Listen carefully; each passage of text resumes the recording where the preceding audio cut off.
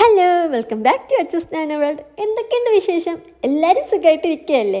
ഞാനും അടിപൊളിയായിട്ട് സുഖമായിട്ടിരിക്കുന്നുണ്ട്. പിന്നെ എൻ്റെ വീഡിയോയുടെ കമൻസിൽ കുറേ പേര് പറയുന്ന ഒരു കാര്യമാണ് കേട്ടോ, ഡെയിലി വീഡിയോ വേണം, പിന്നെ അതുപോലെ തന്നെ ഡേ ഇൻ മൈ ലൈഫ് വേണം, ഹോം ടൂർ ചെയ്യണമെന്നൊക്കെ ഉള്ളത്. ഞാൻ തലേ ദിവസം രാത്രി മൈൻഡ് സെറ്റാക്കി കിടക്കും. നാളെ എഴുന്നേറ്റ് ഡേ ഇൻ മൈ ലൈഫ് ചെയ്യാം, അല്ലെങ്കിൽ ഹോം ടൂർ ഒന്ന് സെറ്റാക്കാം, അങ്ങനെയൊക്കെ മനസ്സിൽ വിചാരിച്ച് കിടന്നുറക്കും. പക്ഷെ പിറ്റേ ദിവസം രാവിലെ എണീക്കുമ്പോൾ ഒന്നെങ്കിൽ എഴുന്നേക്കാൻ താമസിക്കും, അല്ലെങ്കിൽ മടി കാരണം പിന്നെ അത് നാളത്തേക്ക് ചെയ്യാമെന്ന് പറഞ്ഞുകൊണ്ട് മാറ്റി വയ്ക്കും. ഇതാണ് കേട്ടോ മെയിൻ റീസൺ. പിന്നെ എൻ്റെ ഡേ ഇൻ മൈ ലൈഫിനെ പറ്റി പറയുവാണെങ്കിൽ, രാവിലെ എഴുന്നേൽക്കുന്നു, കാപ്പി കുടിക്കുന്നു, ചേട്ടൻ ജോലിക്ക് പോകുന്നു, കിത്തു നേഴ്സറി പോകുന്നു, ഞാൻ എൻ്റെ വർക്കുകൾ ചെയ്യുന്നു, ഉച്ചയ്ക്ക് ചോറ് കഴിക്കുന്നു, കിത്തു വരുന്നു, പിന്നെ ചായ കുടിക്കുന്നു, ചേട്ടൻ ജോലി കഴിഞ്ഞ് വരുന്നു, കാപ്പി എന്തെങ്കിലും കഴിക്കുന്നു, കിടന്നുറങ്ങുന്നു. പിറ്റേ ദിവസം രാവിലെ എഴുന്നേറ്റും ഇത് തന്നെയാണ് സെയിം റുട്ടീൻ കേട്ടോ. അപ്പോൾ അതുകൊണ്ടാണ് ഞാൻ വിചാരിക്കുന്നത്, ഡേ ഇൻ മൈ ലൈഫ് എന്നും ഇത് കാണുമ്പോഴത്തേക്ക് നിങ്ങൾക്ക് ബോറാകില്ലേ. അപ്പം എന്തെങ്കിലുമൊക്കെ വെറൈറ്റി ഒക്കെ വരുമ്പോൾ ചെയ്യാം, അല്ലാണ്ട് എനിക്ക് മടിയില്ലാത്ത ദിവസങ്ങളിൽ ഇതേപോലെ വീഡിയോസ് ചെയ്യാം കേട്ടോ. അപ്പോൾ ഇന്ന് ഞാൻ ഹോസ്പിറ്റലിൽ പോവുകയാണ് കേട്ടോ. അപ്പോൾ പോകുന്നതിന് മുമ്പ് കിത്തുവിനെ നേഴ്സറിയിലാക്കണം. അപ്പം ഞാനും കിത്തുവും ഒക്കെ കാപ്പിയെല്ലാം കഴിച്ചിട്ട് കിത്തുവിനെ നേഴ്സറിയിൽ പോകാൻ വേണ്ടി റെഡി ആക്കിയാണ് കേട്ടോ. പിന്നെ ഇപ്പം കിത്തു നേഴ്സറി പോകുന്ന സമയത്ത് അവന് വാച്ച് വേണം, തൊപ്പി വേണം, അങ്ങനെയൊക്കെ അവൻ ഇപ്പം നേഴ്സറിയിൽ പോകാറുള്ളൂ. പിന്നെ മെയിനായിട്ടുള്ളൊരു കാര്യമെന്ന് പറഞ്ഞാൽ അവന് കളിപ്പാട്ടം വേണം കേട്ടോ. എന്തെങ്കിലും ഒരു കളിപ്പാട്ടം, അവൻ്റെ ബാഗ് തുറന്ന് നോക്കി അവൻ്റെ വീട്ടിലുള്ള കളിപ്പാട്ടത്തിൽ ഓൾമോസ്റ്റ് അവൻ്റെ ബാഗിൽ കാണും കേട്ടോ. പിന്നെ അതുപോലെ തന്നെ കയ്യിൽ കൊണ്ടുപോകാനും ഒരു കളിപ്പാട്ടം വേണം. അപ്പോൾ ഇപ്പം സ്ഥിരമായിട്ട് കൊണ്ടുപോകുന്നത് ഈ തത്തമ്മയാണ് കേട്ടോ. പിന്നെ കൊണ്ടുപോയ സാധനങ്ങൾ അതുപോലെ തിരിച്ച് കൊണ്ടുവരികയും ചെയ്യും. അല്ലെങ്കിൽ അവ അത് മറന്നുപോയാൽ ഞാൻ വിളിക്കാൻ പോകുമ്പോഴത്തേക്ക് അവൻ പറയും, അച്ചു തത്തമ്മ ഇല്ല, അല്ലെങ്കിൽ ആന എടുത്തില്ല എന്ന് പറയുകയും ചെയ്യും. അതെല്ലാം കൊണ്ടേ വീട്ടിൽ വരുള്ളൂ. എനിക്ക് എടുത്തോണ്ട് നടക്കാൻ വയ്യ ഈ ഗുണ്ടാമിയെ. പോ, നീ ശരി പോ.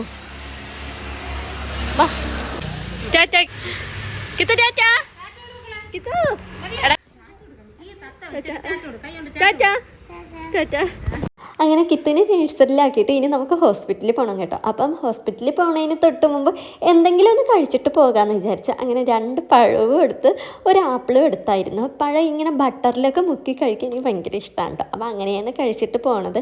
ഞാൻ വിശന്നിരിക്കില്ല കേട്ടോ, വിശന്നിരിക്കാനേ എനിക്ക് പറ്റില്ല, എന്തെങ്കിലുമൊക്കെ ഞാൻ കഴിക്കും.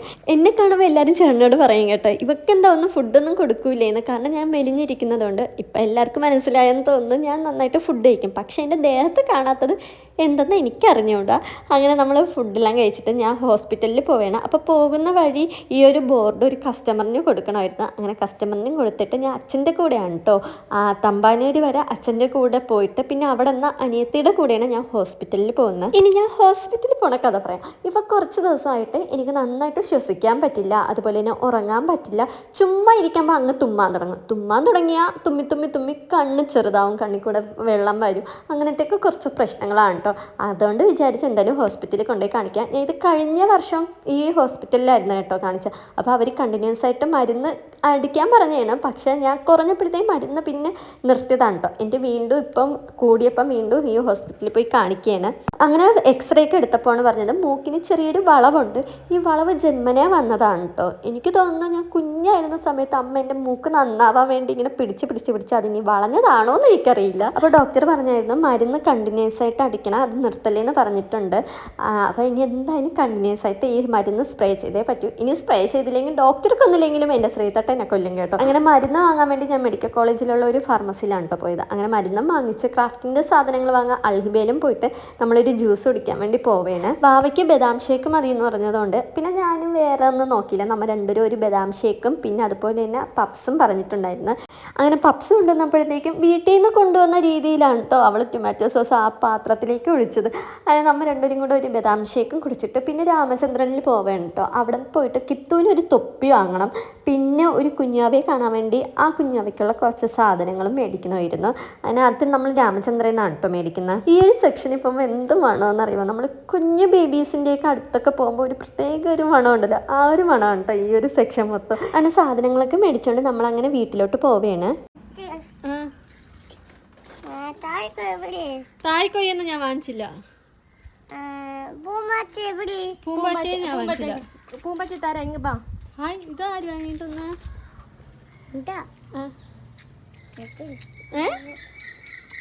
പിന്നെ നമ്മൾ കിത്തുവിന് തൊപ്പി വാങ്ങിച്ചത് ഞാൻ ഒരു സർപ്രൈസ് ഗിഫ്റ്റ് പോലെ കൊടുക്കുകയാണ് കേട്ടോ. കിത്തുവിന് ഇങ്ങനെ നമ്മൾ കണ്ണടച്ചിട്ട് കിത്തുവിന് ഇങ്ങനെ ഗിഫ്റ്റ് കൊടുക്കുന്നത് ഒത്തിരി ഇഷ്ടമാണ്. അപ്പോൾ അതുകൊണ്ട് അങ്ങനെ ചെയ്യുന്നതാണ്. ഇനി ആ തൊപ്പിയും വെച്ചിട്ടുള്ള കുറച്ച് ഷോ ആണ് കേട്ടോ. ഇനി ഈ തൊപ്പി ഊരോന്ന് തന്നെ ഒരു ഡൗട്ടാണ്. നാളെ മുതൽ നഴ്സറിയിൽ ഈ ഒരു തൊപ്പിയും വാച്ചും അതൊക്കെ വെച്ചുകൊണ്ടായിരിക്കും ഇനി പോകുന്നത്.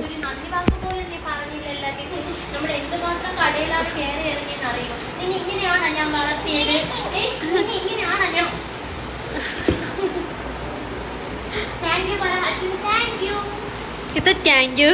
കിത്തു താങ്ക് യു സല്ലേ. ഇതാര് കിത്തു? സ്പൈഡർമാൻ ആണ്. സ്പൈഡർമാൻ ആണോ കിത്തു? കിത്തു ഇത് സ്പൈഡർമാൻ ആണ്. ഇത് സ്പൈഡർമാൻ ആണ്. ഇതെന്തുവാ? ഇതാരാ?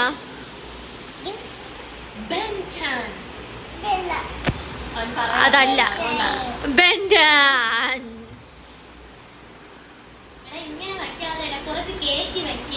തൊപ്പി എന്ന് പറയുമ്പോൾ അതിൻ്റെതായിട്ടുള്ള ഒരു മര്യാദയുണ്ട്. പരമ്പരാഗതമായിട്ട് നമ്മുടെ പഴമക്കാർ വെക്കുന്ന ഒരു മര്യാദയുണ്ട് തൊപ്പിക്ക്. മനസ്സിലായ? നീ പുതിയ തലമുറ എന്ന് പറഞ്ഞ് അതിനെ തിരുത്താനൊന്നും നീ നിൽക്കണ്ട.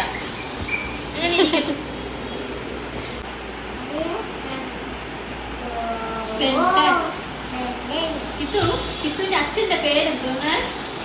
കിത്തുവിന്റെ അച്ഛന്റെ പേരെന്തോന്ന്?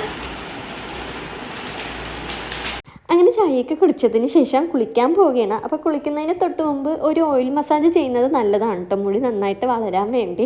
അങ്ങനെ ഞാനും കുളിച്ചു. കിത്തുവിനെയും കുളിപ്പിച്ചതിന് ശേഷം രാത്രിയിലത്തേക്ക് കാപ്പി ഉണ്ടാക്കാൻ പോവുകയാണ്. നമ്മുടെ വീട്ടിൽ രാത്രി കാപ്പിയാണ് കേട്ടോ. രാത്രി ചേട്ടൻ ചോറ് കഴിക്കാറില്ല. പിന്നെ അത് തന്നെയാണ് ഞാനും കിത്തുവും ഫോളോ ചെയ്യുന്നത്. അപ്പോൾ രാത്രി നമുക്ക് ദോശയാണ് കേട്ടോ. ദോശയും മുട്ട ഓംലേറ്റും പിന്നെ അതുപോലെ തന്നെ സാമ്പാറൊക്കെയാണ് നമ്മളിന്ന് രാത്രിയിലത്തെ കാപ്പി വന്നിരിക്കുന്നത്. എനിക്ക് ഒത്തിരി ഇഷ്ടമാണ് കേട്ടോ ഈ ദോശയും സാമ്പാറും മുട്ട ഓംലെറ്റും പപ്പടവും രസവടയൊക്കെ കൂട്ടി കഴിക്കാൻ ഒത്തിരി ഇഷ്ടമാണ്. പിന്നെ രസവടയൊന്നും ഇല്ല, ഉള്ളത് ചോണം പോലെ രാത്രിയിലത്തെ കാപ്പി അങ്ങ് ഉണ്ടാക്കി കഴിക്കുകയാണ്. സത്യം പറഞ്ഞാൽ ഈ രാത്രിയിൽ കാപ്പി ഉണ്ടാക്കുന്നത് തൊല്ല കേസാണ് കേട്ടോ. കാരണം എല്ലാം ഒന്നേന്ന് തുടങ്ങണം. വീണ്ടും പാത്രം കഴുകാനൊക്കെ വീണ്ടും പാത്രങ്ങളൊക്കെ കൂടും. അതുപോലെ തന്നെ വീണ്ടും നീറ്റാക്കണം അടുക്കള. അപ്പോഴത്തേക്കും കുറേ സമയം പോകും. മറ്റേത് ആ സമയം കൂടെ നമുക്ക് വേറെ എന്തെങ്കിലും വർക്കുകൾ ചെയ്യാൻ കിട്ടുമല്ലോ. എന്നെപ്പോലെ ചിന്തിക്കുന്നത് ഇനി ഞാൻ മാത്രമാണോ എന്ന് എനിക്കറിഞ്ഞൂടാ, അതോ ഈ വീഡിയോ കാണുന്ന എല്ലാവരും ഇതേ ചിന്താഗതി ഉള്ളതാണോ എന്നും എനിക്ക് അറിഞ്ഞൂടാ കേട്ടോ. അങ്ങനെ നമ്മൾ ഫുഡ് കഴിക്കാൻ വേണ്ടി പോവുകയാണ്. ശ്രീതട്ടനാണെങ്കിൽ കൈമുട്ട് വയ്യ കാൽമുട്ട് വയ്യാന്നും പറഞ്ഞുകൊണ്ടിരിക്കുകയാണ് കേട്ടോ. ആൾ വയസ്സായി വരെയല്ലേ. അപ്പം ഇതൊക്കെ സ്വാഭാവികം തന്നെ.